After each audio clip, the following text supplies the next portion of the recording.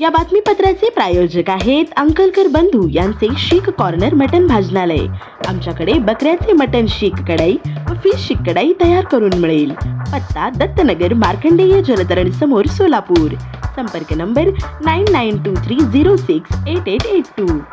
पनाशकडे 4 कोटींची थकबाकी, बेकायदा बांधकाम प्रकरणी दिलेली मुदत संपली।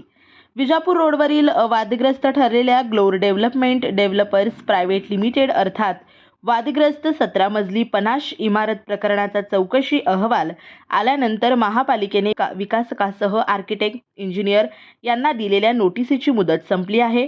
तरीही बांधकाम परवाना रद्द करण्याची अद्याप कोणतीही प्रक्रिया नगर रचना विभागात दिसून येत नाही। महापालिकेची पनाशकडे 4 कोटींची थकबाकी आहे।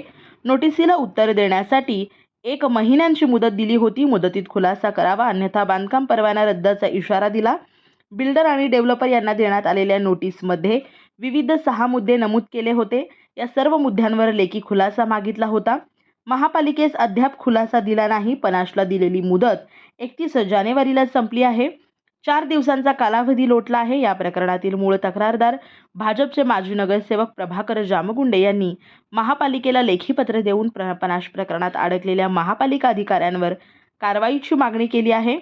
आपल्या पत्रात त्यांनी विकासकाने महापालिका अधिकाऱ्यांच्या मदतीने बिल्डर डेव्हलपर आर्किटेक्ट यांना ज्याप्रमाणे नोटीस बजावली आहे त्याप्रमाणे तत्कालीन संबंधित महापालिका अधिकाऱ्यांनीही नोटीस बजावून त्यांच्यावर कारवाई झाली पाहिजे अशी मागणी केली होती। त्या पत्रालाही महापालिका प्रशासनाने केराची टोपली दाखवली आहे। नोटीस नगररचना विभागाच्या वतीने दिली होती। पन्नाशने दिवाळखोरी जाहीर केल्यामुळे महापालिकेच्या कराच्या थकबाकी वसुली संदर्भात NCLT कडे क्लेम करण्यासंदर्भात मेल आला होता।